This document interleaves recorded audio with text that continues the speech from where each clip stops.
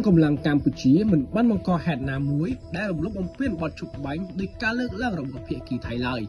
ក្រសួងការពារជាតិកម្ពុជាបានឲ្យដឹងថានៅព្រឹកថ្ងៃទី25ខែកញ្ញាឆ្នាំ2025មានភ័យផ្លូវការរបស់កងទ័ពជើងគោកថៃនិងសារព័ត៌មានរបស់ថៃមួយចំនួនបានចុះផ្សាយថាកម្ពុជាបង្កហេតុពេញមួយយប់នៅតំបន់យុទ្ធភូមិភាគទី2ដោយលើសំឡេងកាំភ្លើងសំឡេងផ្ទុះគ្រាប់បែករកឃើញការចូលចិត្តលួសបន្លាហើយការបាញ់ដើម្បីពិនិត្យមើលរយៈចម្ងាយ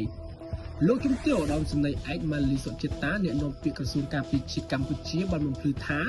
កងកម្លាំងរបស់កម្ពុជាមិនបានបង្កហេតុឬធ្វើសកម្មភាពណាមួយដែលរំលោភបំពានលើកិច្ចព្រមព្រៀងបទជប់បាញ់ដោយការលើកឡើងរបស់ភាគីថៃឡើយលោកស្រីបន្តថាកងកម្លាំងរបស់កម្ពុជាសូមបញ្ជាក់សារជាថ្មីនៅការបដិញ្ញាចិត្តយ៉ាងពេញលេញចំពោះការគោរពនិងអនុវត្តកិច្ចព្រមព្រៀងនៃបទជប់បាញ់រវាងយោធាកម្ពុជានិងយោធាថៃ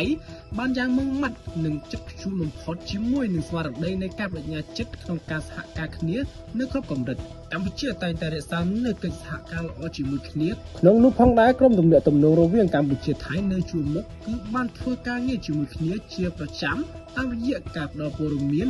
ឬការបញ្ជាក់គ្នាទៅវិញទៅមកដើម្បីជៀសវាងការភ័ន្តច្រឡំឬការបង្កភាពតានតឹងណាមួយដែលមិនចាំបាច់